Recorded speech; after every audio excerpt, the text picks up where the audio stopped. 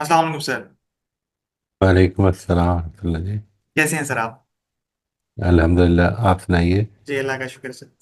Sir मैं खैरियत से। आपसे आज फ्रेंडशिप के मौजू पर गुफ्तगू करना चाह रहा था। दोस्ती की अहमियत और दोस्त कैसे बनाए जाते हैं उसको मुख्तलिफ एस्पेक्ट से हम देखेंगे। सबसे पहले उससे पहले मैं एक सवाल आपसे पूछना चाह रहा था कि मैं द गार्डियन की रिपोर्ट पढ़ रहा था 2023 की। उसमें वर्ल्ड हेल्थ ऑर्गेनाइजेशन ने तन्हाई को, लोनलीनेस को एक ग्लोबल हेल्थ थ्रेट के तौर पे उसको डिकोड किया है उन्होंने कि इंसानी सेहत के ऊपर इसके उतने ही मुज़र असरात हैं जितने कि एक शख्स दिन में 15 सिगरेट्स पी रहा है। तो मैं पूछना चाहूंगा कि आज का इंसान इवन दो कि इतने digitally he is connected with so many people, इतने लोगों के साथ कनेक्टेड होने के बावजूद भी और मुख्तलिफ जराये के साथ कनेक्टेड होने के बावजूद भी आज का इंसान इतना तन्हा क्यों है? देखिए, ये जो कनेक्शन है बेसिकली ये इंसानों के दरमियान होता है। ये डिजिटल आइडेंटिटीज के दरमियान नहीं होता। यानी इंसान इंसान के साथ कनेक्ट होता है। ये जो बात आपने फरमाई है कि ये एक बड़ी ख़तरनाक चीज़ है, इसमें इसकी बिल्कुल ऑपोजिट भी ट्रू है। यानी हम बहुत सारी रिसर्च ये बताती है, एक लंबे अरसे की रिसर्च जो हुई हुई है, कि जिसमें इंसान की जो लॉन्जेविटी है, उसकी ज़िंदगी कितनी लोगों की कितनी उम्र ज़्यादा होती है, तो उसमें जो सबसे बड़ा फैक्टर इन्वॉल्व होता है वो असल में इंसान का सोशल कनेक्शन है। यानी वो कितना कनेक्टेड है अपनी सोसाइटी के साथ। हम जो जिस हम ये कहते हैं ना कि ये डिजिटल एज ने हमारी कनेक्टिविटी बहुत बढ़ा दी है। तो असल में हुआ ये है कि डिजिटल एज ने हमारी कनेक्टिविटी उनसे बढ़ा दी है जो हमसे बहुत दूर हैं। जो हमारे आसपास हैं उनसे हमारी कनेक्टिविटी कम कर दी है बहुत। यानी वी आर नॉट, हम इवन हम हमारे घर में जो लोग रहते हैं उनके साथ भी हमारी कनेक्टिविटी उसके नतीजे में कम हो जाती है। आपको अगर इसको देखना हो तो you will have a very good experience sitting at a restaurant. अगर आप किसी रेस्टोरेंट में बैठे हैं तो उधर जो लोग बैठते हैं आके, तो वो उनमें से कितने ऐसे हैं जो एक दूसरे से पूरी तरह से एंगेज होके गुफ्तगू कर रहे हैं, और कितने ऐसे हैं जो कि बैठे तो मेज़ पे हुए हैं लेकिन फ़ोन हाथ में रख के या चैटिंग कर रहे हैं या कोई वॉइस मैसेजिंग कर रहे हैं। तो बेसिकली डिसएंगेजमेंट पैदा हो गई है इसके नतीजे में, जो हमने जिसको हम डिजिटल एज कहते हैं। और जिस तरह मैंने अर्ज किया कि दूर वालों से तो हम ये महसूस करते हैं कनेक्शन कोई नहीं है। ये ज़हन में रखिएगा, कनेक्टिविटी कोई नहीं है। It is just the idea that we are probably connected, so many people know me. नहीं, वो कभी आप गौर करके देखिए कि अगर मैं एक ज़माने में पढ़ाया करता था, पंजाब कॉलेजेस के टीचर्स की ट्रेनिंग का काम कर रहा था। तो उसमें जाहिर है कि पूरे नेटवर्क में फिरना पड़ा। और फिरते हुए मेरा उस वक्त फेसबुक चल रहा था, फेसबुक की आईडी भी चल रही थी, सब कुछ एक्टिव था। और उसके नतीजे में मुझे अचानक 7-8 हज़ार लोग फॉलोअर्स बन गए मेरे। ठीक है जी, बट वो फॉलोअर्स का मतलब क्या है? मे बी बर्थडे विश कर देते होंगे, बस दैट्स इट। इसके अलावा क्या ताल्लुक है? यानी कुछ लोग उनमें से ऐसे हैं कि जो मेरे काम को फॉलो करते हैं, लेकिन उनकी बहुत बड़ी अक्सरियत, क्यों समझ लें आप कि 8 हज़ार अगर फॉलोअर्स हैं तो उनमें से जो मेरे काम को फॉलो कर रहे होंगे वो शायद 10 होंगे। तो ये कनेक्शन इसको नहीं कहते। यानी this is not what connection is. Connection तो असल में वो होता है कि जब जो आपके आसपास हैं, जो आपके उतार चढ़ाव जिंदगी से वाकिफ हैं, जिनको मालूम है कि आज आपका मूड कैसा है, I don't have to project anything to them. तो इस वजह से this is an age of, in fact an age of loneliness I would say, कि जिसके नतीजे में जो करीब थे उनसे तो कनेक्शन कट गया और जो दूर थे उनसे पैदा नहीं हुआ। वी जस्ट नो नंबर्स कि 8 हज़ार फॉलोअर्स हैं, you know. We don't know कि इनमें से कौन कौन है, किसकी क्या प्रॉब्लम है, किसकी जिंदगी इस वक्त मुश्किल में है, किसकी जिंदगी में सहूलत अल्लाह ताला ने दी हुई है। इस तरह का कोई ताल्लुक नहीं है हमारा। इंसान हमेशा से चाहता है कि उसकी जिंदगी का एक मेजर चंक प्राइवेट ही रहे। वो बहुत सी स्निपेट्स शेयर करता है, अगर सोशल मीडिया पे भी कुछ शेयर करेगा तो अपनी जिंदगी के खुशगवार लम्हात को शेयर करता है। तो हम आजकल जो हम प्राइवेसी को इतना ज्यादा से ज्यादा अपनी जिंदगी का हिस्सा बनाने की कोशिश कर रहे हैं, आपको ख्याल में, आपको ऐसा लगता है कि are we over doing privacy? देखिए असल में because it's a digital age, तो आपकी जो डिजिटल आइडेंटिटी है, यानी अब तो असल में सब कुछ ही, आपका बैंक भी डिजिटल है, आपका आईडी कार्ड भी डिजिटल है, सब कुछ जो है वो डिजिटलाइज हो चुका है ना। तो इसलिए प्राइवेसी की अपनी बड़ी इंपॉर्टेंस है। मेरे ख्याल में तो असल में ये हुआ है कि इस एज ने आकर एक तरफ प्राइवेसी की नारे बहुत ऊंचे कर दिए, लेकिन दूसरी तरफ हम खुद अपनी प्राइवेसी जो है, आज मैं किस रेस्टोरेंट पे खाना खा रहा हूँ ये भी बताना पसंद करता हूँ। तो ये भी उसकी एक हमारी नॉर्म बन चुकी हुई है कि हमें वो तस्वीरें खींच के तो उसको डालना ज़रूरी महसूस होता है, just to tell P I don't know what how will it impact others. या मैं आज सफ़र कर रहा हूँ या मैं एयरपोर्ट पे बैठा हूँ, तो मुझे इसके लिए ज़रूरी है कि मैं लोगों को अपडेट कर दूँ। किस वजह से कर दूँ? I mean how many people are bothered by that, I don't know. But this is a problem. I mean हम एक सुपरफिशियल वर्ल्ड क्रिएट करने की कोशिश कर रहे हैं। इंसान बेसिकली एक सोशल बीइंग है, उसकी ज़रूरत है कनेक्शंस की, और वो कनेक्शंस डीप कनेक्शंस की ज़रूरत है। मेरा ख्याल है कि ये डीप कनेक्शन प्रोवाइड करने का प्लेटफॉर्म ही नहीं है, हो नहीं सकता। ठीक। हमने तन्हाई की बात की, तो ये जो साइलेंस है, इसको बहुत बहुत से मतलब मुख्तलिफ तबीयत के लोग मुख्तलिफ तरह से लेते हैं। कुछ को लोनलीनेस में बहुत अच्छा फील होता है, वो उस साइलेंस और लोनलीनेस को चेरिश करते हैं, ऐसा लगता है उनका कोई डिवाइन कनेक्शन बन रहा है। और बहुत से लोग हैं जो एंशियस हो रहे होते हैं, मतलब दे आर गेटिंग डिप्रेस्ड। तो आपको क्या लगता है कि इज इट एक माइंडसेट डिफरेंस है इस दोनों लोनलीनेस को परसीव करने का, या एक हमारी इंसान की नेचर्स डिफरेंट है? नहीं देखिए, इसमें लोनलीनेस को कोई भी इंजॉय नहीं करता। ये इसको ध्यान में रखिएगा, loneliness is a state of mind. ठीक है जी। Being alone is not a state of mind. इस कमरे में I am alone at this time, ठीक है, मेरा स्टेट ऑफ माइंड लोनली नहीं है। ओके। ठीक है।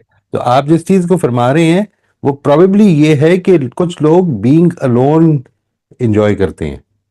ठीक है जी। Because they have something to do, maybe self reflection, maybe some reading, maybe some engagement otherwise. ये सब कुछ हो सकता है। अगर वो मीनिंगफुल है तो वो जिंदगी में उनके बहुत फायदा देगी। लेकिन अगर वो टाइम का ज़ाया, मिसाल के तौर पर एक आदमी जो है इस वजह से बीइंग अलोन पसंद करता है क्योंकि उसने अपने फेसबुक के मैसेजेस पे जवाब देना है, तो इस ये चीज़ कोई बहुत ज़्यादा कनेक्शन ना बिल्ड करेगी, ना ज़िंदगी में मीनिंग पैदा करेगी। ज़िंदगी में बहुत ज़्यादा इंपॉर्टेंट चीज़ जो है वो मीनिंगफुल होना है, मीनिंगफुल काम करना है, और उसमें से एक बड़ी इंपॉर्टेंट चीज़ मीनिंगफुल कनेक्शन है। ठीक है जी। We need to be connected meaningfully, जिसमें कि हम कोई काम कर रहे हैं, कोई मूवमेंट बना रहे हैं, किसी चीज़ के ऊपर डिस्कस कर रहे हैं, कोई अपनी इमोशनल वेलबींग की बात कर रहे हैं। ये तो मीनिंगफुल चीज़ें हैं। लेकिन अगर if I am being alone let's say and I am just playing a video game, maybe for some time it will benefit, कुछ चीज़ें शायद उसके फायदे की भी होंगी, लेकिन ये बात कि वो अगर मेरा अक्सर टाइम ये ले रही है, तो फिर तो मैं उसको एक मीनिंगलेस एक्टिविटीज में ज़ाया कर रहा हूँ ना। वो एक और चीज़ है। So it is not about some people enjoying loneliness, it is about most people जो कि जिनको के डिस्ट्रैक्शंस चाहिए होती हैं, वो बिल्कुल अकेला रहना, खामोश रहना, थोड़ी सी तन्हाई, थोड़ी सी सेल्फ रिफ्लेक्शन, थोड़ी सी मेडिटेशन, ये बिल्कुल पसंद नहीं करते। लेकिन वो जो लोग हैं वो अपनी तन्हाई में भी दे डोंट फील लोनली। मुझे याद है मेरे एक दोस्त, अल्लाह ताला उनकी मगफिरत फरमाए, उन्होंने ये कहना शुरू कर दिया, बहुत ही सोशल आदमी थे, लेकिन कुछ हालात ऐसे हो गए that he had to live alone for some time. तो एक दिन उनसे मिला तो वो कहते हैं कि I have started enjoying my company. तो मैंने कहा दैट्स वंडरफुल। सो ये this is not being alone. If you enjoy your company, if you have things to do, meaningful things to do, then you are not lonely actually. तो वो आप probably उनकी बात कर रहे हैं कि those who have a meaningful sort of connection with themselves, जिसमें उनको बहुत ज़्यादा लोगों की ज़रूरत नहीं होती। अ, अच्छा काम कर रहे हैं या कोई अच्छी किताब पढ़ रहे हैं या कोई अच्छी चीज़ सुन रहे हैं, so it's all right. I mean जी। कोई मसला नहीं है। जी। सर, हम देखते हैं कि डिप्रेशन, एंजाइटी का क्योर ढूंढने के लिए या उसको क्योर टैकल करने के लिए आजकल लोग बहुत सी थेरेपीज करते हैं। तो उनमें से एक थेरेपी जैसे आपने बात की कि डीपर कनेक्शंस, इसको बहुत मेरे ख्याल से अंडर वैल्यू किया जा रहा है आज के दौर में। तो उसमें से एक डीपर कनेक्शन की ही फॉर्म है friendship.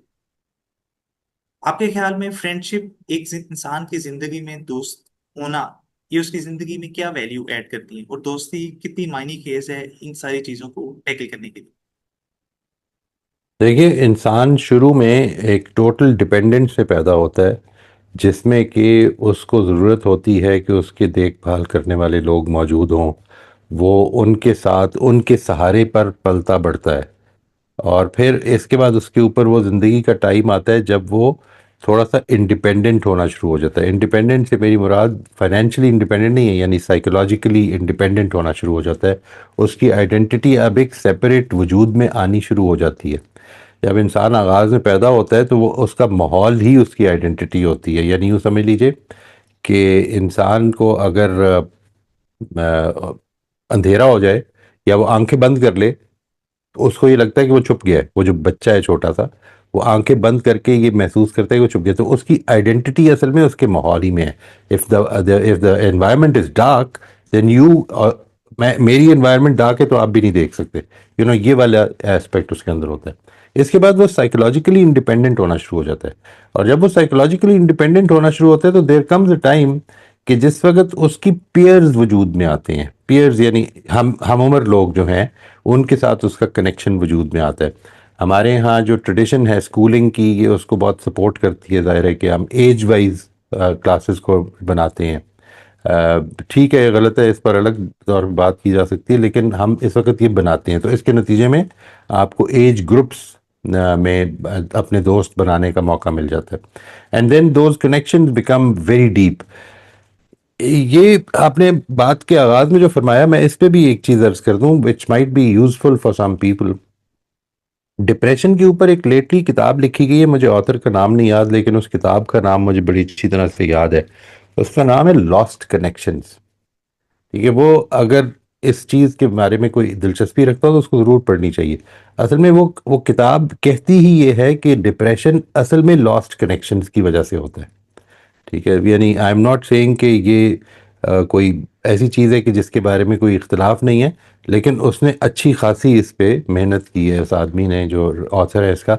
I think it's a worth reading book, we must read it. लेकिन वो सिर्फ दोस्ती नहीं है, वो मीनिंगफुल कनेक्शंस हैं। देखिए, हमारे यहाँ दोस्ती जो है वो समटाइम्स खुद डिप्रेशन का बायस ही बन जाती है। जब हम दोस्तियों को इस तरफ ले जाएं कि हमने एक दूसरे के मुकाबला करना है, या मेरे दोस्त ने ये लिया है तो अब मुझे भी ये लेना चाहिए। उसको अल्लाह ताला ने या उसके वालिदैन को अल्लाह ताला ने जो सहूलत इस वक्त बख्शी हुई है, अगर मेरे वालिदैन को नहीं दी तो मैं उसी में डिप्रेस होता जाऊं।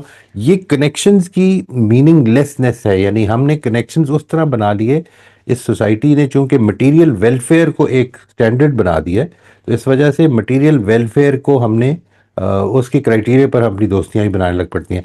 सो फ्रेंडशिप्स आर वेरी इंपॉर्टेंट, इसमें कोई शुबा नहीं है। यानी फ्रेंडशिप्स में हम बहुत सारी वैल्यूज़, हमारे अंदर सोशल वैल्यूज़ हमारे अंदर पैदा होती हैं, हम बहुत सारे एटिकेट सीखते हैं, हम डिफरेंसेस को जानने की तरफ आते हैं।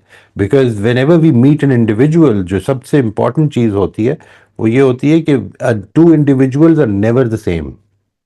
हम कहते तो बहुत है ना ये, कि हमें लाइक माइंडेड लोग चाहिए, लेकिन असल में लाइक माइंडेड हार्डली कोई लोग होते हैं। We are generally, we coincide on certain points. हम कुछ चीज़ों में इत्तेफाक की राय रखते हैं और कुछ चीज़ों में नहीं रखते हैं। तो डिफरेंसेस की एजुकेशन बड़ी इंपॉर्टेंट है, इस लिहाज से दोस्ती बड़ी इंपॉर्टेंट है। बट आई थिंक दैट ये एक नेचुरल फिनोमेना, इसके अंदर बचपन से ही इंसान जो है वो चूंकि बेसिकली एक सोशल बीइंग है, तो इंसान वो कनेक्शंस बनाने शुरू कर देता है।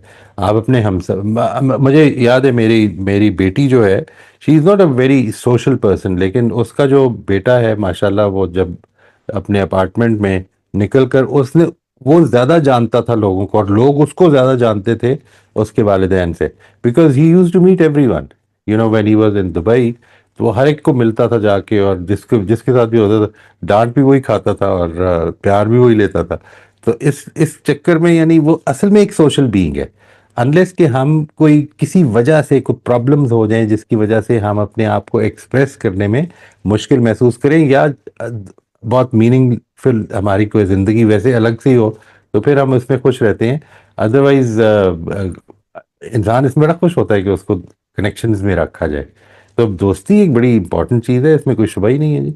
और ये वजूद में आ जाती है, आप रोके रखें तब भी आ जाती है, अनलेस कि आप बिल्कुल सिक्लूड कर दें बच्चे को।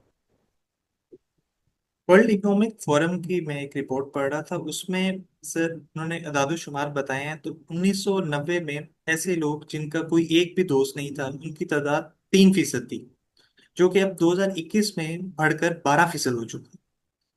तो क्या दोस्त बनाना एक आर्ट है, एक स्किल है जिसे इंसान over the period of time सीखता है, या इट कम्स नेचुरली?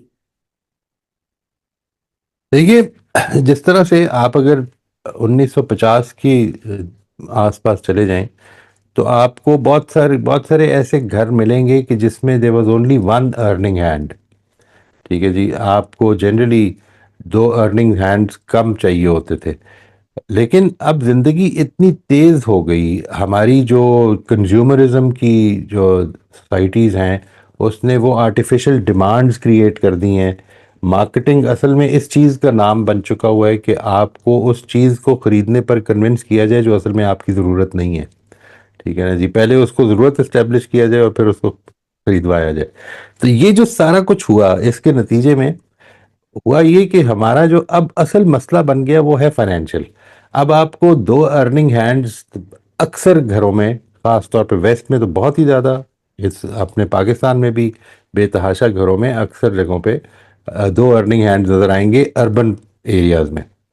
और इसके नतीजे यही चीज़ जो है, अगर आप इस तरफ ले आए कि ये जो प्रेशर्स हैं फाइनेंशियल और अपने अपने स्टेटस को बुलंद करने के, चीज़ें खरीदने के, अपने अपने आप को बेहतर बनाने के, फाइनेंशियली मटेरियली, ये चीज़ इतनी गालिब आ गई कि वो जो कनेक्शंस थे हमारे, यानी हम अगर ड्योढ़ियों में बैठ के तो गुफ्तगू ही किया करते थे हमारे बुजुर्ग।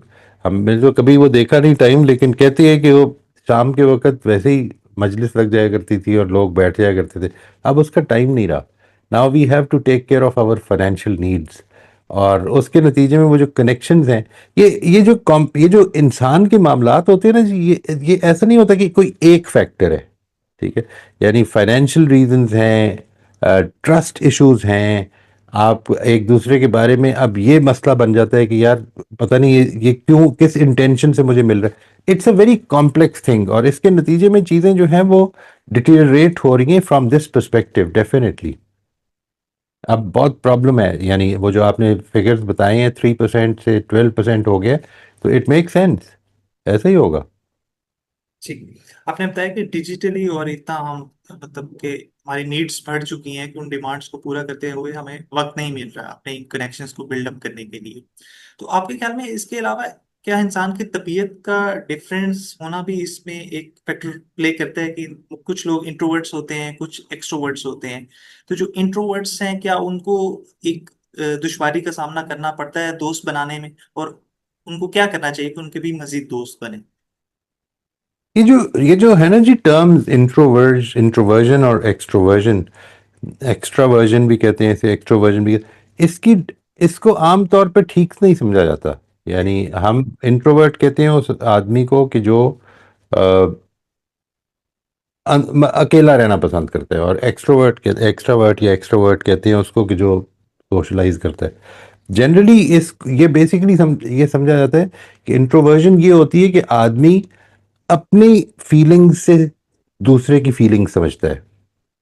ठीक है, और एक्स्ट्रा वर्जन ये होती है कि वो दूसरे की फीलिंग से अपनी फीलिंग समझता है, और इसके नतीजे में वो कनेक्शन ज्यादा हो जाता है उसका।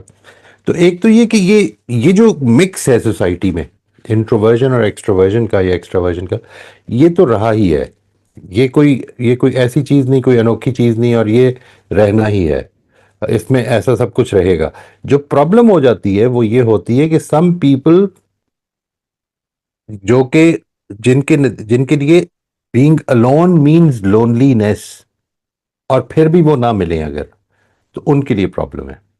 यानी जो एक्सट्रावर्ट आदमी है वो तो जाहिर है कि उसके लिए तो कनेक्शन इंपॉर्टेंट है ही, और जो इंट्रोवर्ट आदमी है वो असल में किसी भी वजह से कनेक्शन में प्रॉब्लम महसूस कर रहा है, अपनी फीलिंग की वजह से, अपने अपने एहसासात की वजह से वो प्रॉब्लम्स महसूस कर रहा है। और इस प्रॉब्लम की वजह से क्या वो एंगेज कर लेता है अपने आप को किसी मीनिंगफुल काम में, किसी मीनिंगफुल स्टडी में, या वो लोनली फील करता है? अगर वो लोनली फील करता है तो ये अनहेल्दी हो जाएगा। तो it is not about being alone which is unhealthy, it is about being lonely which is unhealthy. ये बात बड़ी अच्छी तरह से जहन में रखनी चाहिए। और वो जो बीइंग अलोन है, उसको अगर आपने अच्छा बनाया हुआ है and you are enjoying that, तो फिर कोई प्रॉब्लम नहीं है। लेकिन being alone in your life is going to create problem. यानी एक है being alone during a day, during a few days for instance, ये कोई मसला नहीं है। इंसान अगर इसको बामकसद है तो ये, इसका बामकसद वजह है इसकी बीइंग अलोन होने की, तो ये कोई बड़ा मसला नहीं है। But you know, on the other hand, you want to be meeting people but you don't have time.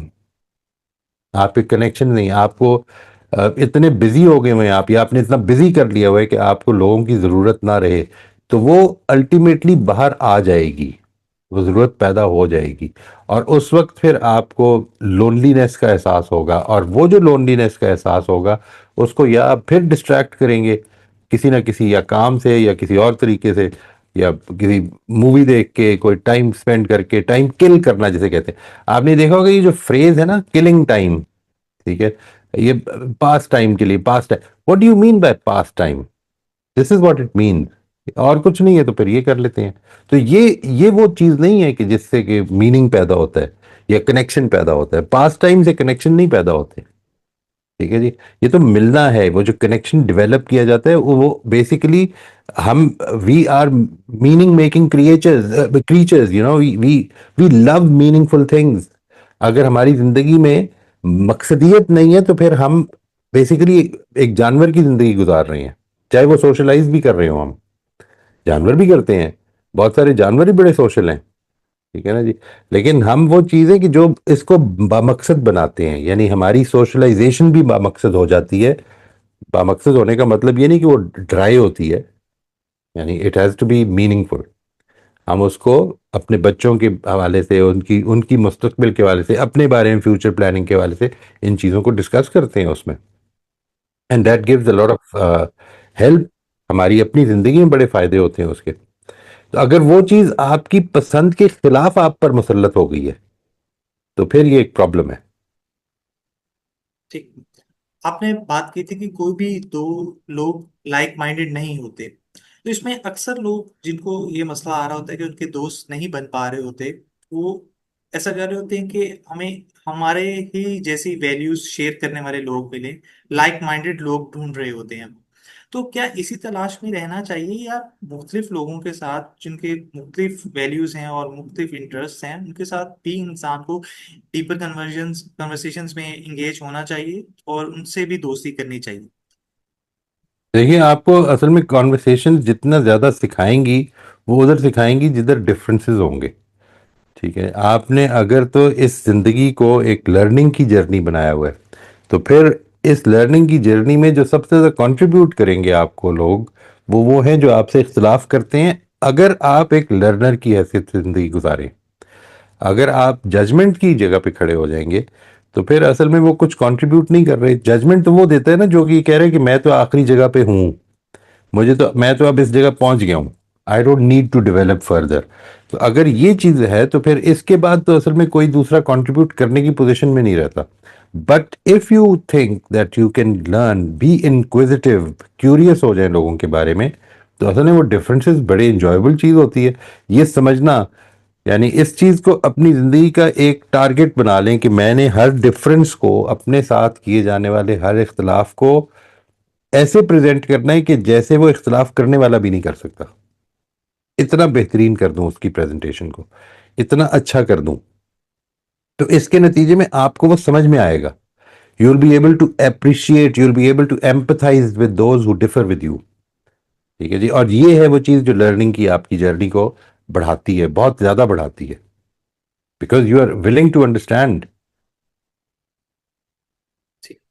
आपके ख्याल में जैसे जैसे इंसान की उम्र बढ़ती जाती है, तो क्या उसको दोस्त बनाने में जरा मुश्किल आती है, क्योंकि हम देखते हैं कि जैसे जब वो जवान होता है तो स्कूल में ज्यादा दोस्त होते हैं, फिर ऐसा कॉलेज लेवल पे या पोस्ट ग्रेड लेवल पे उसके दोस्त जरा नंबर कम हो जाता है। फिर वही दोस्त इंसान कैरी ऑन करता है, क्योंकि बुढ़ापे में या मिड लाइफ में उस तरह दोस्त नहीं बन पाते।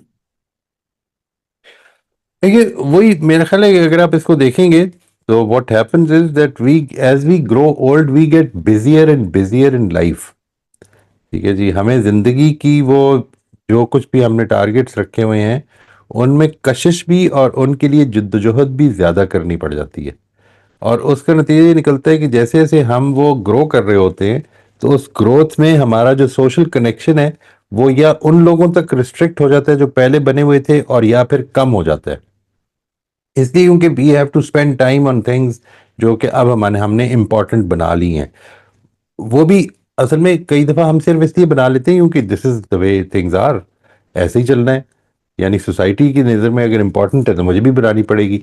ये कोई लाजमन कॉन्शियस फैसला नहीं होता। और अगर कॉन्शियस फैसला ना हो तो उसके कॉन्सिक्वेंसेस बाद में भी तंग कर सकते हैं। आप उसके बारे में फैसला कर लें कि मैंने ये करना है और इस इतने अरसे तक करना है, उन कनेक्शंस को बरकरार रखते हुए करें।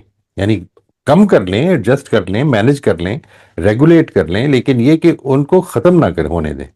That's an important thing. लेकिन ये तो होगा, ऐसा होगा कि एज वी ग्रो ओल्ड तो हमारी चूंकि ज़िंदगी में जो इन्वॉल्वमेंट है वो बढ़ती जाती है, तो हमारे लिए उसके पास उसका टाइम कम होता जाता है कि जो हम सोशलाइज करने का होता है। ठीक। इसमें जेंडर के एंगल से एक सवाल पूछना चाहूंगा कि आपके ख्याल में मर्दों की दोस्ती आपस में ज्यादा स्ट्रांग होती है या खवातीन की दोस्ती, और इन दोनों की दोस्तियों का आपस में क्या तकाबुल, क्या है, डिफरेंट कैसे होती हैं मर्दों की आपस की दोस्ती और खवातीन की आपस की दोस्ती? बेसिकली दोस्ती बेसिक, यानी I think it has more to do with mental sort of understanding. यानी देखिए, मेरे ख्याल में जो इम्पोर्टेंट चीज़ है दोस्ती की वो ये नहीं कि मैं और आप हर चीज़ पर इत्तेफाक करते हैं। मेरे लिए, मेरे ख्याल में दोस्ती हो या कोई ताल्लुक हो, उसमें मेरे से पिछले दिनों काफी लोगों ने ये बात की कि अपने शौहर की तलाश करने में मैं ये जानना चाहती हूँ कि वो किस अकीदे का है या किस। तो मैंने कहा वो जिस भी अकीदे का है, सवाल ये है कि वो कल क्या होगा ये तो आप फिर भी नहीं जान सकेंगी। यानी people are going to develop. लेकिन जो चीज़ इंपॉर्टेंट बन जाती है हर ताल्लुक और हर रिश्ते के लिए, वो ये कि हमारी कम्युनिकेशन कितनी ट्रस्ट पर मबनी और कितनी ओपन है। If we are open in communication तो बेसिकली दोस्ती जिसके साथ आपकी गहरी होगी वो होगी, आप कभी गौर करके देखिएगा कि जिसके साथ बात करने में आपको कोई मुश्किल नहीं होती, जिसके साथ आप बात कर सकते हैं। ठीक है, जो बात आपके दिल में आई है वो आप उसके साथ शेयर कर सकते हैं। ही वोंट फील ऑफेंडेड, उधर इतना ट्रस्ट डेवलप हुआ है। तो असल में ये है वो क्राइटेरिया। क्राइटेरिया ये नहीं है कि मर्द औरत का मसला, ये नहीं है। It is more to do with our how we communicate, how we converse. हमारी कॉन्वर्सेशंस अगर ट्रस्ट पर मबनी, ओपन है, एक दूसरे की रिस्पेक्टफुल है, तो वो दोस्ती हो सकती है और बड़ी अच्छी दोस्ती हो सकती है। और हो सकता है मर्दों के साथ दोस्ती से ज्यादा हो जाए। It depends, totally depends on how good you can converse with the other person and how the other person receives or converses with you. आपके ख्याल में कम्युनिकेशन दोस्ती के अंदर कितनी इम्पोर्टेंट है? क्योंकि आजकल जितनी फास्ट लाइफ है, आप उस तरह पेसअप नहीं कर सकते दोस्ती के साथ। बहुत से दोस्त हैं जिनसे आपने एक एक साल पहले, दो दो साल पहले गुफ्तगू की होगी, और काइंड ऑफ आप घोस्ट कर जाते हैं कि वो बस अब, और आप एक्सपेक्ट कर रहे थे कि आप जब नेक्स्ट टाइम मिलेंगे तो वहीं से कंटिन्यू करेंगे। लेकिन ये Right. आपके ये आपका अपना नेचर होता है, लेकिन बहुत से लोग उसको माइंड करते हैं और फिर वो उसको बिल्कुल कट ऑफ टाइज कर देते हैं कि नहीं। तो आपके ख्याल में कम्युनिकेशन कितनी जरूरी है एक दोस्ती को कायम करने में? नहीं, मेरे ख्याल में तो इंसानी ताल्लुक में सबसे बुनियादी चीज ही कम्युनिकेशन और कॉन्वर्सेशन है जी। कम्युनिकेशन खास तौर पे, यानी ये दो, दूसरी बात जो आपने फरमाई है वो बड़ी इंटरेस्टिंग है वैसे। लेकिन इसके अलावा तो और कोई इंसान का राब्ते और ताल्लुक को बेहतर करने का जरिया मुझे नहीं महसूस होता कोई भी है। यानी we converse and communicate not just by words, हम अपने फेशियल एक्सप्रेशन से, अपनी बॉडी लैंग्वेज से, अपने जेस्चर्स से ये सारी कम्युनिकेशंस कर रहे होते हैं। हम अपनी अपनी आंखों के इशारे जो हैं वो भी हमारी कम्युनिकेशन का हिस्सा होते हैं। ये सब कुछ जो है ये कम्युनिकेशन, और इंसानी ताल्लुक की बुनियाद ये है। आप अगर कम्युनिकेट ही नहीं करते तो फिर तो ताल्लुक ही नहीं होगा। तो इसलिए कम्युनिकेशन तो बिल्कुल ही सेंट्रल रोल रखती है, हर हर ताल्लुक में सेंट्रल रोल रखती है। बाकी रह गई ये बात कि वो जो आपने मिसाल दी कि वो, मैं उसको कुछ थोड़ा सा भूल गया हूँ। आपने क्या फरमाया था कि क्या करते हैं लोग? कट ऑफ कर देते हैं कि अगर आप इतनी देर तक हाँ, कम्युनिकेट ना यानी करें। इस, देखिए, प्रॉब्लम ये है कि अगर आपको ये महसूस हुआ, मुझे ये याद है बाज रिश्तेदारों की शिकायत जब आती है, बड़ों बड़ों के साथ तो आदमी कुछ नहीं कह सकता, वो तो सुनना ही पड़ जाता है। लेकिन बाज अपने बहन भाइयों की तरफ से या बाज दोस्तों की तरफ से अगर ये बात आती है कि यार आप कोई फ़ोन ही नहीं करते, तो मैं उनसे ये कहता हूँ कि मैं खुदा को गवाह बना के कहता हूँ कि जिस दिन मुझे फ़ोन करने का ख्याल आता है और मुझे फ़ोन करना होता है, मैं कर लेता हूँ। अगर आपको ये मिस हुआ है, if you have started missing this, कि मोहित ने फ़ोन नहीं किया, किसी दिन ख्याल आया होगा ना। आज आज अगर मुझे देख के ख्याल आया है तो फिर तो और बात है, फिर तो शिकायत करनी ही नहीं चाहिए। लेकिन अगर आपको लेट से कि पिछले 6 महीने में अगर हम नहीं मिले तो 6 दफ़ा ये ख्याल आया, तो आपने कर लेना था फ़ोन। यानी व्हाट वाज द प्रॉब्लम? तो ये जो शिकायत है ना, ये तो हम, मेरा ख्याल है ये भी हमारी एक सोशल ट्रेडिशन है कि हम जिससे मिले पहले उस पर थोड़ा सा प्रेशर डाल दें कि, और ये this is a break down in communication, ये ज़हन में रखिएगा। यानी इसका मतलब ये होता है कि वो जो दोस्ती का, वो जो ट्रस्ट का ताल्लुक है वो नहीं है। आपको किसी ना किसी पहलू से कंट्रोल में लेनी है गुफ्तगू। जब आपको ये महसूस हो कि आपको गुफ्तगू कंट्रोल में लेनी है, तो असल में कम्युनिकेशन नहीं हो रही, फिर ये एक पावर गेम है जो चल रही है। यहाँ पे दोस्ती कम ही होगी। ठीक। सर इस पे वो जो शेर है कि गाहे गाहे की मुलाकात अच्छी मुनीर, कदर खो देता है रोज का मिलना मिलाना। तो आपके ख्याल में कि ओवर अवेलेबिलिटी किल्स रिस्पेक्ट, और आप इंसान को ऐसा करना चाहिए कि दूसरों को स्पेस भी दे। नहीं, देखिए, स्पेस तो आपको रोज के मिलने में भी देनी चाहिए। यानी when you are living with somebody, आपकी शादी हो गई है, तब भी स्पेस मिलनी चाहिए। यानी because we are two individuals who have decided to live together, ना उनकी आइडेंटिटी खत्म हुई है ना मेरी आइडेंटिटी खत्म हुई है। यानी ऐसा नहीं, इस एक नया वजूद हो गया, एक खानदान का वजूद हो गया। यानी उसमें अब now we are committed to live together, but this does not mean that I will lose my identity और the other person has to lose their identity.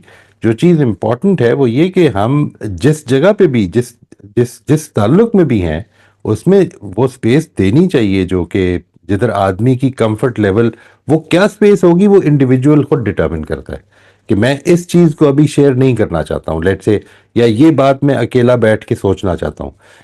100% आप चीजों के बारे में ओपन हो जाते हैं, ये कोई लाजिम नहीं है। Again it would depend on your trust level. यानी आपके अगर 10 दोस्त हैं तो आप 10 के 10 के साथ एक ही लेवल पे बात नहीं करते। ठीक है जी, वो क्या चीज है उसको अगर डिफाइन करने लगे तो बेसिकली कुछ लोगों के साथ आपकी कम्युनिकेशन बहुत अच्छी है और ट्रस्ट लेवल बहुत अच्छा है, और कुछ लोगों के साथ आपको लगता है कि ये इन टॉपिक्स में हमारी कम्युनिकेशन अच्छी नहीं होती, तो आप उनको निकाल देते हैं। This is how it goes. We balance out, लेकिन स्पेस तो आपको देनी ही चाहिए, किसी भी ताल्लुक में हो आपको देनी चाहिए। ठीक। आपके ख्याल में एक अच्छा दोस्त कौन होता है? एक लिटमस टेस्ट क्या है कि इंसान जान सके कि ये मेरा दोस्त है और ये मेरा दोस्त नहीं है? मेरे ख्याल है जिधर आपकी कम्युनिकेशन ओपन है, the more open your communication and conversation are, trusting are, आपको उसकी उसकी इंटेंशंस को जज नहीं करना पड़ रहा। आप अगर उससे ये कह सकते हैं कि यार मुझे ये दो डेटा जो आपने दो बातें की ना ये मुतजाद लग रही हैं, आपने कल ये बात कही थी और आज ये कही है, इसको प्लीज क्लियर करें, मेरे दिल में बात बैठ जाएगी। ये कह सकते हैं अगर आप, तो इसका मतलब वो आपका दोस्त है। You can be very good friends with that person, this is not going to be a problem. लेकिन जिधर आपको ये इंटेंशंस जज करनी पड़ रही हैं, आपको ये ख्याल आ रहा है कि पता नहीं इसका मकसद क्या है, पता नहीं मुझे ये क्यों कह रहा है ये, तो फिर इट इज सम प्रॉब्लम। अभी अभी वो दोस्ती का लेवल अचीव नहीं हुआ, where you can be open, where you can be trusting, where you are trusted. ये सारी चीजें इंपॉर्टेंट हैं। जिधर आपका दोस्त आपको बिला झिझक ये फीडबैक दे देता है कि यार ये तुमने अच्छा काम नहीं किया, ठीक है, और उसको ये पता है कि आप भी सुनेंगे, और आपको ये पता है कि इसने मुझे नीचा करने के लिए नहीं बताया ये, बल्कि वाकई मेरी खैर का ये दोस्त है। मतलब क्रिटिसाइज हम कर सके। हम क्रिटिसाइज कर सकें, अब क्रिटिसाइज को जरूरी नहीं फीडबैक दे सकें। मुझे याद है, मेरे जो एक दोस्त हैं, बचपन के दोस्त हैं मेरे, उन्होंने मुझे ये एक दफ़ा कोई वीडियो पता नहीं कैसे उन्होंने मेरी देख ली, कोई सेशन देख लिया, और उन्होंने मुझसे ये कहा कि यार ये अपनी टांगे हिलाना बंद कर। तो मैंने कहा मैं जब इन्वॉल्व होता हूँ, तो अभी भी कभी जब मैं सेशन कर रहा होता हूँ और टांगे हिला रहा होता हूँ तो मुझे और कॉन्शियस हो जाऊं कि हिला रहा हूँ, उसी का ख्याल आता है और रोक देता हूँ कि ये बात ठीक है। अब मुझे इस पर कभी ख्याल नहीं पैदा हुआ कि यार ये खाम खा क्रिटिकल हो रहा है, ये कभी नहीं हुआ। और अगर वो कह रहे हैं तो फिर इसका मतलब है कोई चीज प्रॉब्लम है, यानी ये ट्रस्ट है। अगर ये ट्रस्ट है और वो बिला झिझक कह सकता है, और मैं भी जब जो कोई बात करनी हो तो कह सकता हूँ, तो फिर वो दोस्ती है। यानी वो जाहिर है दोस्ती, आप देखिए, दोस्ती भी एक बड़ा बड़ा वसी लफ्ज है ना। हम अंग्रेजी जुबान में कहते हैं अक्वेंटेंस है, हम अंग्रेजी जुबान में कहते हैं बडीज हैं, ये फ्रेंड्स हैं। ये सारे वर्ड्स हैं जो मुख्तलिफ उसके मुख्तलिफ फैसेट्स बयान करते हैं। इसी तरह से हम उर्दू में भी फिर ये मुख्तलिफ चीज़ें, मेरा यार है, मेरा लंगोटिया है, ये हमने पंजाबी में इस तरह की चीज़ें पैदा कर ली। यानी वो क्या चीज़ होती है दोस्ती की, तो एक बड़ी वसी टर्म है ना दोस्ती, तो हम उसके लिए भी बोल लेते हैं कि जिसको हमने एक दो हम मिल के जान लिया, ठीक है। मेरे दोस्त हैं जी ये, हम ये तारुफ कराते हुए कह देते हैं। तो आई थिंक इसको भी पहले क्लियर कर लेना चाहिए। वो जिसको आप गर्म जोश दोस्त कहते हैं, जिसको आप कहते हैं कि, मैं उसकी बात कर रहा हूँ कि जिधर कॉन्वर्सेशंस ओपन होंगी, जिधर आप you don't have a problem in in getting feedback और गिविंग फीडबैक, ऑनेस्ट फीडबैक। आपको ये सोचना नहीं पड़ेगा बहुत ज्यादा कि मैं ये किस तरह बयान करूं, ये ज्यादा ज्यादा नहीं सोचना पड़ेगा। ठीक। हमने शुरू में बात की थी कि इसको एक कैथारसिस के तौर पे भी डीपर कनेक्शंस को देखना चाहिए, और ये कि दोस्ती में भी कैथारसिस इंसान करता है, अपने एहसास दूसरे को बताता है। कितना अहम है कि हम अपनी मुश्किलात तो दूसरों को बताएं, उतना ही अहम होना चाहिए कि हम दूसरों की मुश्किलात सुने। अक्सर होता है कि हम किसी की कोई हमसे कोई अपनी बात शेयर करता है तो हम फौरन उसको एक हल निकाल के देने की कोशिश करते हैं, हालांकि उस इंसान को ये राइट। पता होता है कि ये हल है, मैं इसको अप्लाई कर सकता हूँ, बस वो सुनाना चाह रहा होता है अपने आप को। हम उतने अच्छे गुड लिस्नर नहीं है दोस्ती के ताल्लुक में या डीपर कनेक्शंस में। तो ये कितना अहम है कि हम एक गुड लिसनर भी हों। बहुत बहुत ही ज़रूरी है जी। और अनफॉर्चुनेटली इसकी कोई तरबियत नहीं है। हमें कम्युनिकेशन में जब भी तरबियत दी जाती है तो बोलने की दी जाती है, सुनने की दी ही नहीं जाती। Communication is more of listening and less of speaking. बल्कि in fact to be able to speak meaningfully you will have to listen. आपको क्या किस जगह पे क्या बात करनी है। मैं अब इस पे बहुत ज़्यादा इसरार करता हूँ लोगों से कि आप दूसरे की बात को पहले पूरी तरह से समझें, बहुत ही अच्छी तरह से समझें। कई दफा उस समझने के नतीजे में ही मसला हल हो जाता इसमें है। अक्सर ठीक है जी। जी जी नहीं नहीं, आप फरमाइए। जी, इसमें अक्सर देखा जाता है कि हम कोई हमारा बेस्ट फ्रेंड, जैसे आपने बताया कि लंगोटिया यार बन जाता है, तो हमें कोई भी मसला होता है जिंदगी में तो अक्सर हम, कुछ लोग तो घर वालों से उस तरह बेतकल्लुफी से गुफ्तगू नहीं कर पाते जितना दोस्तों से करते हैं। तो इसमें किस मौके पे इंसान को देखना चाहिए कि मैं इमोशनली डिपेंडेंट कुछ ज्यादा ही होता जा रहा हूँ इस इंसान पर, तो क्या वो एक हेल्दी जो कनेक्शन होता है उसको अफेक्ट करती है ये इमोशनल डिपेंडेंस? इमोशनली डिपेंडेंट तो कभी भी किसी पे भी नहीं होना चाहिए जी। देखिए, यानी इमोशनल डिपेंडेंस का क्राइटेरियन सिंपल सा है कि आपको अगर दिन भर ये ख्याल रहे कि उसने मेरे मुझे इस तरह क्यों देखा, ठीक है, या उसने मुझे ये क्यों कहा, या मैंने जब सलाम किया तो उसने जवाब क्यों नहीं दिया, और आपका दिन उसमें ज़ाया होने लग पड़े और आपसे किसी काम में फोकस नहीं हो पा रहा, तो ये इमोशनल डिपेंडेंस है। ठीक है जी। यानी आपकी खुशी असल में किसी के खुश रिमार्क करने पर हो, अच्छे रिमार्क पर हो, आपकी आपका गम किसी के बुरे रिमार्क पर हो, किसी ने फोन नहीं किया तो आप उस पर परेशान हो रहे हैं, तो ये इमोशनल डिपेंडेंस है। Emotional dependence is never healthy. ठीक है जी। वी आर इंटरडिपेंडेंट क्रीचर्स, ये बात ध्यान में रखिए। इंटरडिपेंडेंस जो है वो असल में दो इंडिपेंडेंट लोगों में पैदा हो सकती है, वो डिपेंडेंट लोगों में नहीं पैदा हो सकती। डिपेंडेंट आदमी, मैं अगर आप पे डिपेंडेंट हूं तो आप मेरे ऊपर डिपेंड नहीं कर सकते फिर, बिकॉज मैं तो वैसे ही डिपेंडेंट हूं। तो दो इंडिपेंडेंट आदमी ये जब फैसला करते हैं कि now we are going to, अब हम कुछ जिम्मेदारियां ले रहे हैं, हम कुछ काम मिलकर करेंगे, तो ये इंटरडिपेंडेंस वजूद में आती है। तो ये जिस वक्त आप इमोशनली डिपेंडेंट हैं तो बेसिकली आप डिपेंडेंट हैं।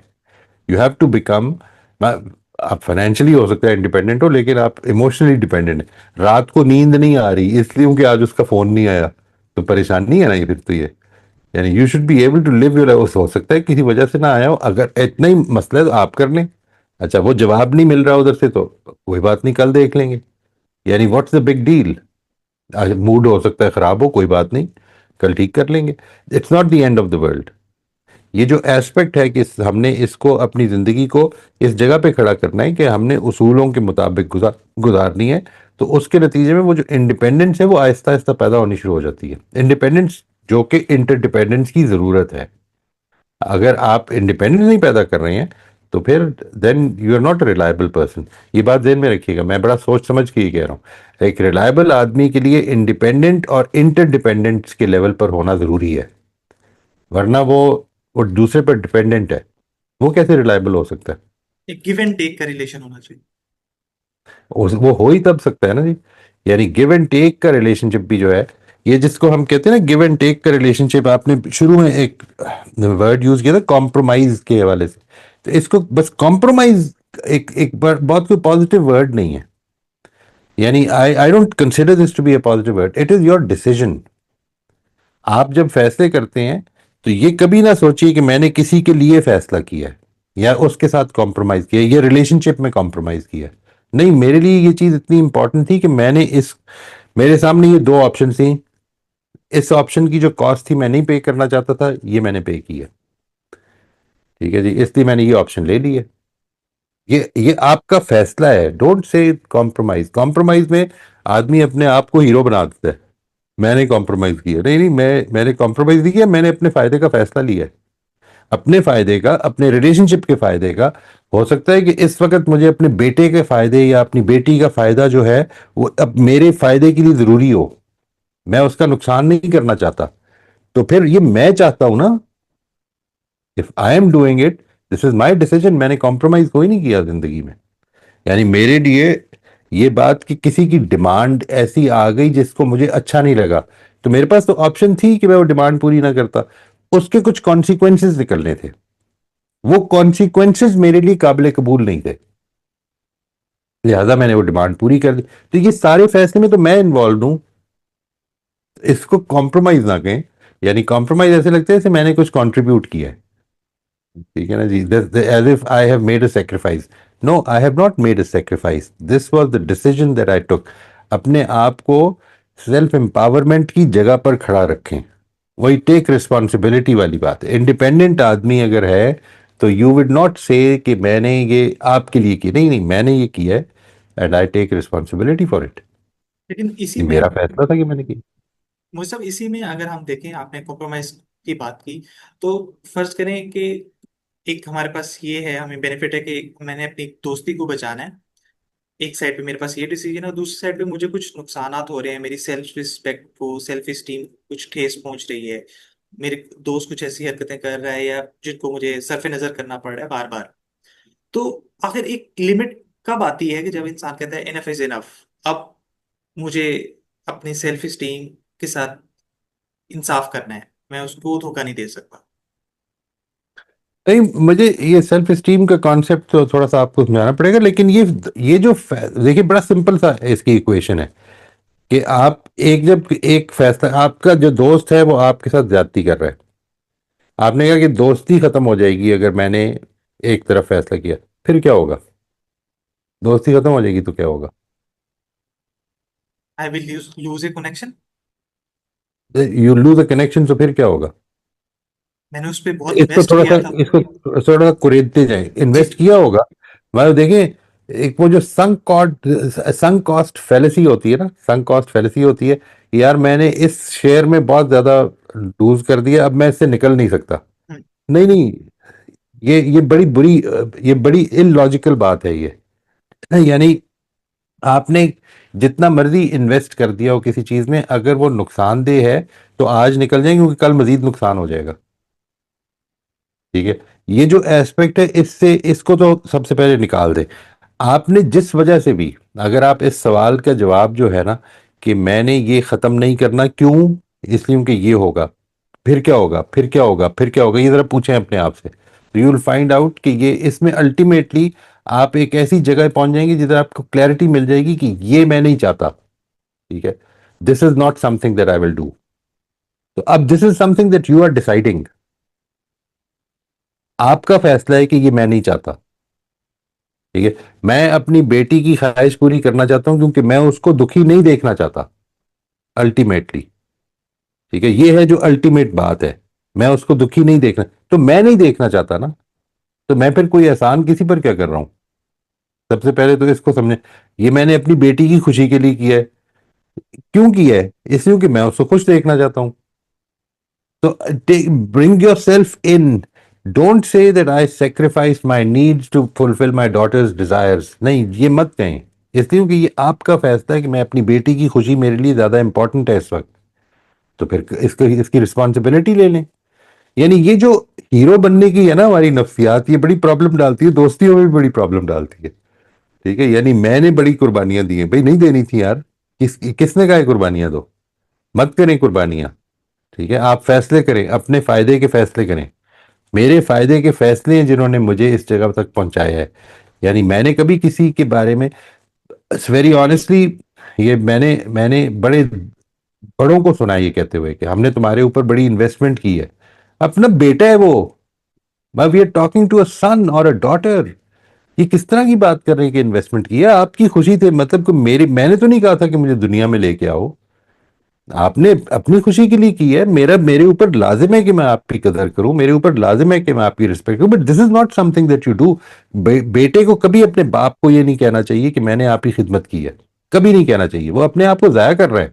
ठीक है, लाइक वाइज एक बाप भी ये कह के जाया कर रहा है कि मैंने तुम्हारे ऊपर बड़ी बड़ी इन्वेस्टमेंट की। मतलब what do you mean? I am not a business project कि मेरे ऊपर इन्वेस्टमेंट की है। This is not the way it is. ठीक है जी, ये रिलेशनशिप्स हैं, रिलेशनशिप्स आर नॉट बिजनेसेस। इनको इस जगह पे नहीं पहुंचने देना चाहिए। हम एक दूसरे के लिए बहुत कुछ करेंगे, वो भी मेरे लिए करते हैं, कितनी दफा किया है उन्होंने। ठीक है जी, इस चीज को वैल्यू करें कि ये इंसानी ताल्लुक में एडजस्टमेंट्स जो होती हैं वो हम अपने फैसलों की वजह से करते हैं। दूसरों की खुशी के लिए भी करते हैं, बिल्कुल करते हैं, लेकिन उसमें दूसरे की खुशी ही तो मेरी खुशी होती है। ये मैं क्यों भूल रहा हूं? ना करूं ना, मतलब वो खुश हो रहा है और मैं दुखी हो रहा हूं कि यार ये, मतलब वो खुश हो रहा है, मैंने तो उसी खुश। अब तो मैं समझ सकता हूँ कि कुर्बानी दी है आपने, कि आपने अपनी नाखुशी को, अपने गम को ले लिया क्योंकि वो खुश हो जाए। कि नहीं, मैं उसकी खुशी देखना चाहता हूं, ये मेरी चाहत है। Take responsibility for this desire. जब आप इस जगह पे खड़े होंगे तो आपको लगेगा कि जिंदगी में कुर्बानियां नहीं होती। जिंदगी में तो असल में सीधी सीधा एक स्ट्रेट पाथ है। बाकी रह गई सेल्फ एस्टीम का मामला। सेल्फ एस्टीम का कॉन्सेप्ट कुछ गड़बड़ हो गया जी। सेल्फ एस्टीम मेरे ख्याल में इस चीज का नाम नहीं है कि आप मेरे से या मैं आपसे कैसे बात करता हूं। सेल्फ एस्टीम इस चीज का नाम है, मेरी सेल्फ एस्टीम आपके बुरे रवैये से खराब नहीं होती, मेरी सेल्फ एस्टीम मेरे बुरे रवैये से खराब होती है। ठीक है, यानी if somebody calls me by names, मुझे गधा कह देता है तो कह दे, इससे मुझे क्या फर्क पड़ता है? मतलब मैं तो अपने घर में आके वैसे ही खाना खाऊंगा, वैसे ही सोऊंगा, वैसे ही जब सब कुछ करूंगा जैसे कर रहा हूं। असल में ये उसकी तरबियत है जो वो जाहिर कर रहा है। मेरे नजदीक सेल्फ रिस्पेक्ट का ताल्लुक असल में इस चीज से है कि मैं अपनी जिंदगी के कितने प्रिंसिपल्स पे खड़ा हूं और कितने पे नहीं खड़ा हूं। जिधर मैं अपना प्रिंसिपल तोड़ता हूं उधर ये समझूं कि मैंने अपनी सेल्फ रिस्पेक्ट के खिलाफ किया है मामला। जिस दिन मैं ये समझ लूंगा, उस दिन ये जो मसला है ना, ईगो और सेल्फ रिस्पेक्ट, इन दोनों का फर्क बड़ा वाजे हो जाएगा। ईगो ये होती है कि मुझे दूसरे ने कैसे ट्रीट किया है, सेल्फ रिस्पेक्ट ये होती है कि मैंने अपने आप को कैसे ट्रीट किया है। बहुत मैंने अच्छे। झूठ बोला है, किसी ने मुझे धोखा दिया है, तो मेरी सेल्फ रिस्पेक्ट नहीं खराब हुई, मेरी ईगो तो हो सकता है खराब हो गई हो अगर मैं धोखा खा गया हूं। ऐसी ऐसी थी तैसी उन्हें मैंने धोखा देते, लेकिन मेरी सेल्फ रिस्पेक्ट नहीं खराब। मेरी सेल्फ रिस्पेक्ट खराब तब हुई है जिस दिन मैंने कम तोल के दिया। ये है सेल्फ रिस्पेक्ट, इसका फर्क बड़ा वादे रखें, और इस डेफिनेशन को अगर आप सामने रखेंगे तो इससे बड़ा क्लियर हो जाएगा कि अना में, ईगो में और सेल्फ रिस्पेक्ट में क्या फर्क है। ठीक। सर आप, मैं इस दोस्ती के ताल्लुक को जरा कंपेयर करना चाहूंगा कि जो हमारे फैमिली टाइज होते हैं उसके साथ। ऐसा होता है कि जो हमारे फैमिली टाइज होते हैं, बहन भाई हैं, वालदेन हैं, इन ताल्लुकात में तो कोई गुंजाइश नहीं होती कतई ताल्लुक की। हमें माफ करना होता है, माफी कबूल करनी होती है और खुद भी माफी मांगनी होती है। लेकिन जो दोस्ती का रिलेशन होता है, इसको, इसमें कहाँ एक लाइन ड्रॉ करनी चाहिए कि यार अब मैं इस ताल्लुक को, दोस्ती के ताल्लुक को मजीद प्रिजर्व नहीं कर सकता और अब मुझे इसको लेट गो कर देना चाहिए। ये तो इंसान ने डिसाइड करना है जी, इंसान की अपनी बाउंड्रीज हैं, उसके अपने तरीके हैं। मेरे ख्याल में कोई ताल्लुक भी जब बन जाए तो उसको अल्लाह ताला की इनायत समझते हुए उसको हमें खुद से नहीं तोड़ना चाहिए, till the time that the other person decides कि नहीं, अब मेरा तुमसे गुजारा नहीं हो सकता, तो फिर क्या कर सकते हैं। लेकिन इसलिए क्योंकि एक चीज को मेरा जिंदगी के बारे में जो पैराडाइम है ना, वो इसकी इजाजत मुझे नहीं दे पाता कि मैं वो अर्ज कर देता हूँ आपसे। अब कम से कम नहीं दे पाता जिंदगी में जब से ये पैराडाइम है। पहले बहुत सारी गलतियां हुई होंगी, लेकिन अब कम से कम ये सिचुएशन है। मुझे ये लगता है कि आप असल में when you break a relationship, you looking, आपको असल में उस रिलेशनशिप की खामियां ज्यादा नजर आ रही होती हैं, इस वजह से आप उसको तोड़ते हैं। और इस दुनिया का जो निज़ाम बना हुआ है, ये दुनिया बेसिकली आजमाइश की जगह है। इसमें आपको हर रिलेशनशिप जो है, कोई भी चीज़ जो वजूद में आनी है, वो अपनी परफेक्ट सूरत में नहीं आनी। आपकी कोई ज़रूरत अपनी परफेक्ट सूरत में पूरी नहीं होनी। आपने अगर, if you want to feast for instance, बड़ा अच्छा खाना खाने का, गोश्त खाने का दिल कर रहा है, तो जानवर को ज़िबा करना पड़ेगा। ठीक है जी, ये दुनिया का निज़ाम इस तरह बना हुआ है कि इसमें आपको अपनी ज़रूरत पूरी करने के लिए कुछ ऐसा भी लेना पड़ेगा जिससे कि आपको बहुत खुशी नहीं होगी। This is going to be, this is the way life is, because यहाँ पे परफेक्शन नहीं है। ये आजमाइश की जगह है। यहाँ पर आपके रिलेशनशिप्स के अंदर बहुत सारी खूबियां हैं, लेकिन मैं उन खूबियों को देखने के बजाय जब उनकी खामियों के ऊपर मेरी नज़र टिक जाती है, तो मुझे ऐसा लगता है कि प्रॉब्लम है। ठीक है, मैं इस रिलेशनशिप को जब तोड़ता हूं तो जो दूसरा रिलेशनशिप वजूद में आएगा उसके अंदर भी कुछ खामियां होंगी, शायद ये नहीं होंगी, कुछ और होंगी, और हो सकता है इससे बहुत ज्यादा हो। इसलिए उनकी दुनिया आजमाइश की जगह है। इस दुनिया के अंदर मुझे अल्लाह ताला ने आजमाते रहना है। मैं तोड़ लूं ताल्लुक जितने तोड़ने हैं, यानी जो अगले वजूद में आएंगे उनमें भी आजमाया ही जाऊंगा। तो इसलिए इस चीज को सामने रख लें। अब आपने अगर किसी रिलेशनशिप के बारे में ये तय करना है कि यार इसमें बड़ी खामियां हैं, तो फिर थोड़ी देर के लिए रुक कर ये देखें कि इनकी इसकी खूबियां क्या हैं, क्या चीजें हैं जो कि मुझे पसंद थी, जो कि मैं आज देख नहीं पा रहा हूं, और उनको दोबारा देखना शुरू करें। ठीक है जी, and that will revive that relationship. मुझे पूरी उम्मीद है, it is because it is all in your mind. वही जो अभी बात हम कर रहे थे ना, लोनलीनेस और बीइंग अलोन की, ये बेसिकली लोनलीनेस या किसी ताल्लुक के तोड़ देने के लिए जो चीज जरूरी है वो असल में मेरा माइंड सेट है कि नहीं, मुझे ये नहीं चाहिए, मुझे ये खामियां नहीं चाहिए।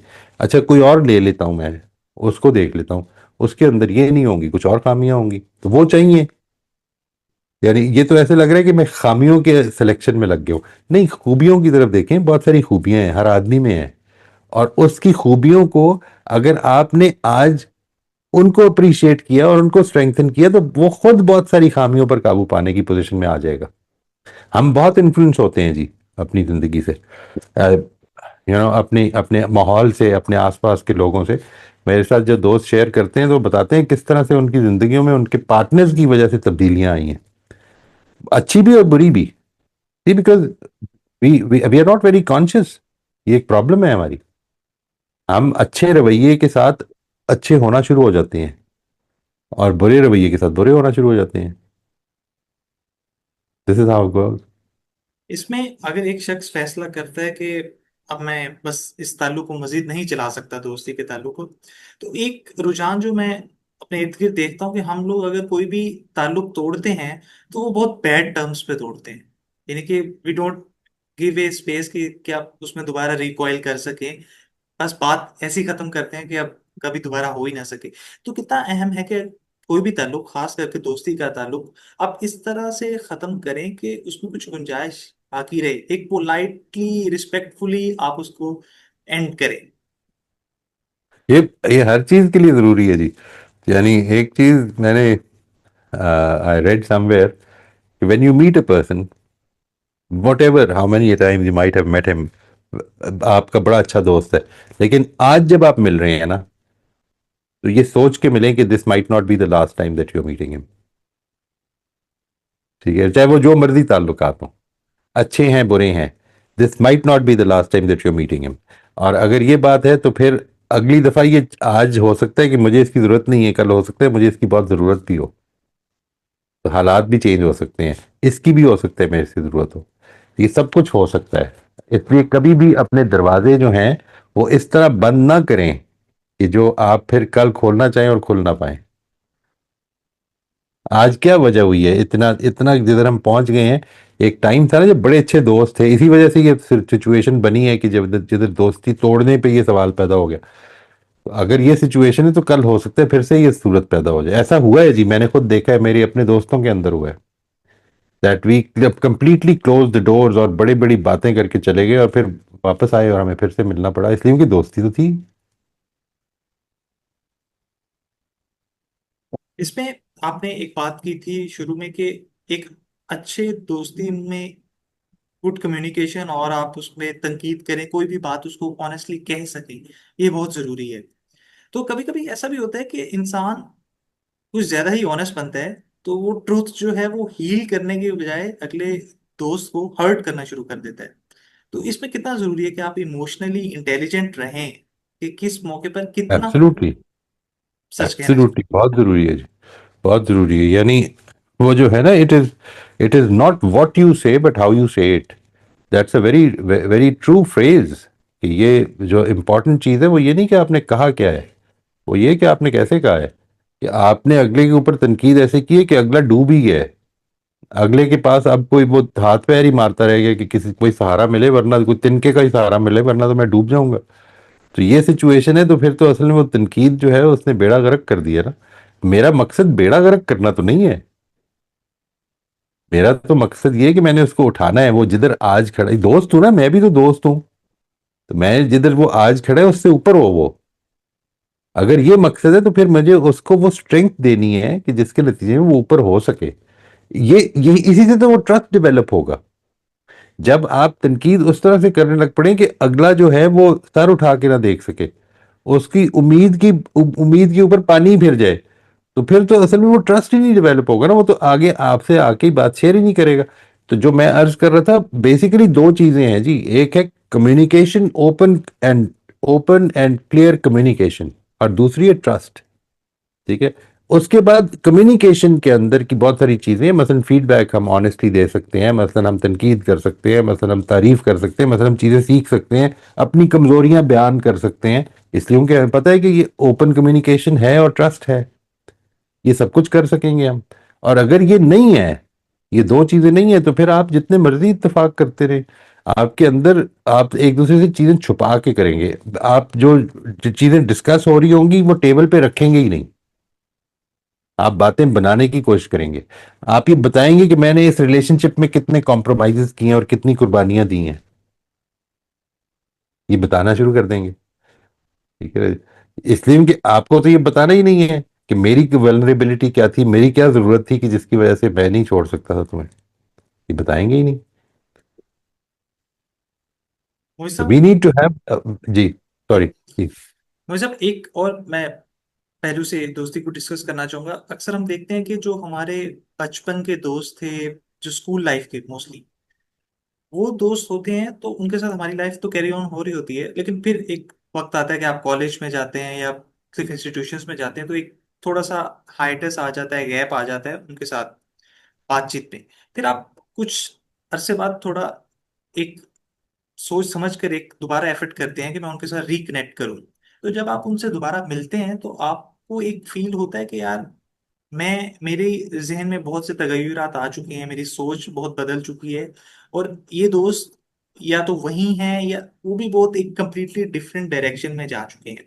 तो ऐसे में क्या दोस्ती को कैरी ऑन करना चाहिए, या अब आपको मतलब आपको देखना चाहिए कि ये वही दोस्त नहीं है आपके जिनसे आप एक बार दोस्त थे एक जमाने में, अब कि अब नहीं, वो एक कंप्लीटली मुख्तलिफ इंसान बन चुका है। तो नहीं, ये इस पर आप इसको कैसे देखते जी, मैंने जिस तरह आपसे अर्ज किया कि असल चीज चूंकि मेरी नजर में कम्युनिकेशन है और ट्रस्ट है। अगर ये दो चीजें हैं तो दूसरा जितना मर्जी बदल गया, मैं भी कम्युनिकेट करके सीखूंगा और वो भी सीखेगा, फिर बदल सकता है। यानी अगर कम्युनिकेशन और ट्रस्ट में से कोई चीज मिसिंग है तो असल में जो चीज हमारे एक दूसरे के को इन्फ्लुएंस करने का बायस बनती है वो खत्म हो गई हुई है। यानी अगर मैं और आप दोनों एक ही फिरके से ताल्लुक रखते हैं मिसाल के तौर पर, और कल मैं बदल जाऊं और बात करने को तैयार ना हूं, तो अब दरवाजे बंद हो गए हैं। लेकिन हम दोनों आज अगर डिफरेंट फिरकों से ताल्लुक रखते हैं मिसाल के तौर पर, लेकिन बात करने को तैयार हैं और हमेशा बात करने को तैयार रहेंगे, तो इतनी अच्छी दोस्ती है, अगरचे हम हो सकता है इख्तलाफ पे कायम रहें, क्योंकि हम इख्तलाफात को रिजॉल्व कर सकते हैं, हम इख्तलाफात को समझ सकते हैं, इसलिए उनकी कम्युनिकेशन अच्छी है। ये मेरे ख्याल में द क्राइटेरियन इज कि जिधर कम्युनिकेशन बंद हो जाए, जिधर आपको लगे कि कम्युनिकेशन के दरवाजे अगले ने बंद कर दिए हैं, अगर तो मैंने बंद कर दिए हैं, तो फिर it's a very important time कि मैं अपने आप को ठीक करूं कि ये एक तरफ नहीं बंद होते। इसको ध्यान में रखिए। यानी इसका तो मतलब ये कि मैंने अपनी अपनी लर्निंग और डेवलपमेंट और एवोल्यूशन के दरवाजे बंद कर दिए हैं। अपने आप को तो बिल्कुल मुझे खुला रखना है। अगर दूसरे ने बंद किए तो उसको इस तरफ आमादा किया जाए कि वो खोले, otherwise he will lose a lot. It is not just about losing a friend और a few friends, it will be losing your direction in life. जो डायरेक्शन है जिंदगी की, वो असल में इन वैल्यूज में है, वो किसी खास राय पे पहुंचने में नहीं है। यानी मैं किस जगह पे पहुंचा हूं, मैं किसको मानता हूं या किसकी पैरवी करता हूं, इससे नहीं बहुत फर्क पड़ता। असल में इसलिए पड़ता है कि वो क्यों करता हूं, और उस चीज को बयान करने को तैयार हूं, उस चीज के बारे में तनकीद सुनने को तैयार हूं। ये सब चीजें इंपॉर्टेंट है, इसी से डेवलपमेंट होगी आइंदा। तो इसलिए मेरे लिए जो दरवाजा है वो basically it is not about कितना चेंज आ गया है, इट इज अबाउट कि क्या ये चीजें तो नहीं चेंज हो गई। ये जो असल वजूहात थी हमारी दोस्ती की, जिसमें कि एक थी ओपन एंड ट्रस्टिंग कम्युनिकेशन, और दूसरी थी ट्रस्ट, आपस में एक दूसरे के ऊपर ट्रस्ट। अगर ये दोनों में से दोनों कायम है तो बस ठीक है, फिर इख्तलाफात से कोई फर्क नहीं पड़ेगा, सब ठीक हो सकता है इंशाल्लाह। ठीक है। इसी तरह एक और मसला जो दोस्ती में बहुत देखा जाता है कि दो दोस्त हैं, उनमें से एक अपने कैरियर में अपहिल जा रहा है, और उसी साइमल्टेनियसली दूसरा दोस्त डाउनहिल जा रहा है अपनी लाइफ में। तो वो एक मिड लाइफ क्राइसिस को फेस कर रहा है, वो फ्लरिश कर रहा है। तो ऐसे में आप गुड न्यूज, अपनी लाइफ के अच्छे लम्हात को एक ऐसे दोस्त के साथ जिसकी जिंदगी में इस वक्त डार्क टाइम चल रहा है, तो कैसे उस दोस्ती को लेके चलें, और इसमें कितना अहम है कि आप उसके साथ अपनी बात, तो अपनी खुशियों को किस अंदाज में शेयर करें और कितना शेयर करें। नहीं, पूरा शेयर करें। यानी वो आपका दोस्त है, उसके लिए एक मुश्किल टाइम है, आप भी एक आजमाइश में है, वो भी एक आजमाइश में है। यानी आप कोई आजमाइश से निकल के नहीं, अभी कोई इनाम याफ्ता नहीं हुए, आप भी एक आजमाइश ही में हैं। शुक्र की आजमाइश में आप भी पड़ गए, सब्र की आजमाइश में वो पड़ गया। उसका साथ दें, उसके साथ अपनी खुशी शेयर करें, उसके साथ उसकी जो प्रॉब्लम्स हैं उनमें उसको उसकी मदद करें। I think this is what friendship is all about, if you can do that there is no harm. एक दोस्त जो है वो अपनी मुश्किल की वजह से अपने दोस्त की कामयाबी खुशी में कमी नहीं महसूस होगी उसको। यानी अगर वो भी तो आपका एक दोस्त है ना, तो वो उसको एक मुश्किल पड़ गई है, डजेंट मैटर, भाई कोई दुख अचानक कोई अल्लाह ताला की तरफ से कोई ऐसा दुख आ गया है, तो जाहिर है कि मैं आज जाकर उसको ये नहीं बताऊंगा उसकी वालदा का इंतकाल हो गया, मैं उसको यार मेरी तरक्की हो गई, ये ऐसा नहीं होगा, ऐसा होना भी नहीं चाहिए। This is lack of empathy. ठीक है जी, this is basically about about self centredness, कि जिसमें मुझे दूसरे की दुख नजर नहीं आ रहा, लेकिन अगर मुझे उसका नजर आ रहा है और मैं उसके साथ खड़ा हूं, तो उम्मीद ये है कि कल मैं उसके साथ अपनी खुशी भी शेयर कर लूंगा, कोई प्रॉब्लम नहीं है। आपका अच्छा दोस्त आपकी खुशी पर खुश होगा, यानी ये पक्की बात है। ठीक। मुझसे मुझसे क्या ऐसा हो सकता है कि एक इंसान अच्छा इंसान तो हो, लेकिन वो एक बुरा दोस्त हो? या इसको मैं ऐसे फ्रेज करना चाहूंगा, क्या आप कैसे दोस्त हैं ये एक पैमाना है कि आप कैसे इंसान हैं? नहीं, आप इसको उल्टा लें। आप कैसे इंसान है ये एक पैमाना है कि आप कैसे दोस्त हैं। यानी मैं इस मामले में हर चीज में, you have to be a good human being to be a good parent, you have to be a good human being to be a good friend, you have to be a good human being to be a good father, mother, teacher, everything। क्योंकि वो इंसानियत otherwise, और even a manager और a CEO और अ labour, ये सब चीजें, यानी क्यों इस तरह है, इसलिए क्योंकि ये इंटेग्रिटी है। अगर ये नहीं है तो फिर आपके अंदर डुप्लिसिटी है। अगर आप let's say if you are a good teacher but not a good father, तो फिर आप डुप्लिसिटस आदमी है। फिर आप या तो टीचिंग को बड़ा रिस्ट्रिक्टेड मानी में ले रहे हैं, और जो चीज उधर दे रही हैं वो आप फेस कीपिंग कर रहे हैं अपनी। तो this is something which is not going to last. ठीक है जी। आपको you have to be a good human being to be everything good. Functionally आपको गुड होने के लिए एक इंसान अच्छा होना जरूरी है। इसमें लेकिन कुछ लोग इसमें बहुत, इस मामले में बहुत अच्छे होते हैं कि वो इसको इतने अच्छे बखूबी अंदाज में करते हैं कि वो एक अच्छा इंसान तो नहीं होते, लेकिन वो जो दूसरे रोल्स होते हैं, जैसे एक अच्छा पेरेंट बनने पे बहुत एफर्ट पुट हो रही होती है, एक अच्छा दोस्त बनने पे बहुत एफर्ट पुट हो रही होती है, और कहीं किसी हद तक वो उस रोल को निभा भी पाते हैं। तो ये जो आपने बात की कि इट वोंट लास्ट, तो ये इसमें नहीं देखिए, इसमें इसकी इसकी तफसील में जाना पड़ेगा। जब आप ये कहते हैं ना कि अच्छा पेरेंट बनने में वो पूरी कोशिश कर रहे होते हैं, वो कोशिश किस चीज की कर रहे होते हैं? यानी मैं अच्छा पेरेंट बनने का मतलब कोई अच्छा बिहेवियर नहीं है मेरे लिए। ठीक है। मेरे लिए अच्छा पेरेंट बनने का मतलब है अच्छा रोल मॉडल होना, अच्छी कम्युनिकेशन होना। मेरे लिए अच्छा पेरेंट होने का मतलब है कि मैं अपने घर का माहौल अपनी वैल्यूज के मुताबिक लगाऊंगा, और वो मेरे ऊपर भी अप्लाई करेंगी। यानी वो बच्चों पर नहीं अप्लाई करेंगी सिर्फ, मेरे ऊपर। अगर मैं ये कह रहा हूं कि देखो तुम अपने मुलाजिम को अंकल बुलाया करो लेट से, तो मुझे भी उसको मुलाजिम समझने के बजाय अपना भाई समझना पड़ेगा। यानी दिस इज समथिंग विच, ये कोई बिहेवियर की मैं बात नहीं कर रहा हूं। जब आप बिहेवियरल अप्रोच लेंगे तो आप ये कर सकते हैं कि कुछ बिहेव, मिसाल के तौर पर आप जिंदगी में अपने कॉलेज में तो बिल्कुल टाइम पे पहुंचते हैं। ठीक है। लेकिन आपने अगर किसी के साथ टाइम दिया हो अपने दोस्त के साथ, तो उसमें बेपरवाही करते हैं। तो ये बेसिकली आप डिसिप्लिन नहीं है।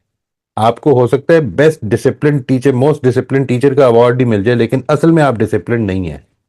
ये आप एक्सटर्नल प्रेशर्स में डिसिप्लिन में आ जाते हैं। ठीक है। This is not going to last. जब मैं कहता हूं तो वो इसलिए कहता हूं क्योंकि ये जो सिचुएशन होती है, चाहे अच्छे दोस्त की हो, अच्छे दोस्त, अच्छी फैमिली, अच्छे औलाद, अच्छे पेरेंट्स, मिसाल के तौर पर, ये इन्होंने जिंदगी में अप्स एंड डाउन्स देखने हैं आपके। आपको गुस्से में देखना है, आपको सब्र करते हुए देखना है, आप ये सब कुछ देखना है आपका। ये तब दोस्तियां होती है ना, वो आपके साथ हो सकता है सफर भी करे वो। ठीक है। आपकी रूटीन्स को देखेगा वो। तो इसलिए कुछ अगर बिहेवियर्स का नाम है अच्छी दोस्ती, तो फिर तो मैं और आप सब अडॉप्ट कर सकते हैं। लेकिन अगर कोई शख्सियत है, यानी ये बात कि मैं अपने दोस्त का पसंदीदा इंसान बनने के लिए मिसाल के तौर पर कुछ काम शुरू कर देता हूं, ये एक और चीज है। और मैं अपने प्रिंसिपल्स पे खड़ा हूं और मैं अच्छी दोस्तियां बनाऊंगा, ये एक बिल्कुल और चीज है। अपने प्रिंसिपल से खड़ा होकर गुजारूंगा जिंदगी। और वो प्रिंसिपल्स हैं जिनको मैं डिफेंड कर सकता हूं कि ये यूनिवर्सल प्रिंसिपल्स हैं, सब इनको मानते हैं। ठीक। सर, आज के सेशन का आखिरी सवाल, कि एक ऐसी दुनिया जिसमें हम लोग, हर चीज बहुत टेम्पररी है, हमारे हम कहाँ रह रहे हैं, हमारे लोगों के साथ ताल्लुकात, इवन हमारी जॉब्स, तो क्या ऐसे फैक्टर्स हैं जो एक दोस्ती को टाइमलेस, वक्त की कैद से आजाद कर देते हैं और उसको लॉन्जेविटी देते हैं? That's an interesting question. मैंने इसके ऊपर बहुत ज्यादा सोचा नहीं। इसीलिए मैंने मेरा इसको ख्याल है कि एंड पर रखा।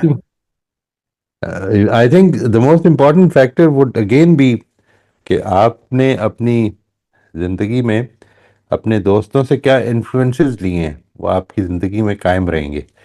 और वो जब तक हैं, मेरे एक दोस्त ने मुझे ये सिखाया अपनी, उसके अंदर बहुत सारी हो सकता है मेरे से इख्तलाफात हों, लेकिन उसने ये सिखाया कि अपनी मुश्किल में जो जब किसी ने किसी की हेल्प की हुई हो तो उस हेल्प को कभी फरामोश ना होने दें, और जब इस पोजीशन में आए उसको लौटा सकते हैं तो लौटाएं भी ज़रूर। तो I really admire that, I really admire that, I think it was a big lesson for me. और उसका किरदार बताती है ये चीज़, ये कोई बिहेवियर नहीं है। अगेन देखिए, ये वो चीज़ नहीं है कि जो बिहेवियरल है, ये असल में उसका किरदार है। और वो he was a good human being overall.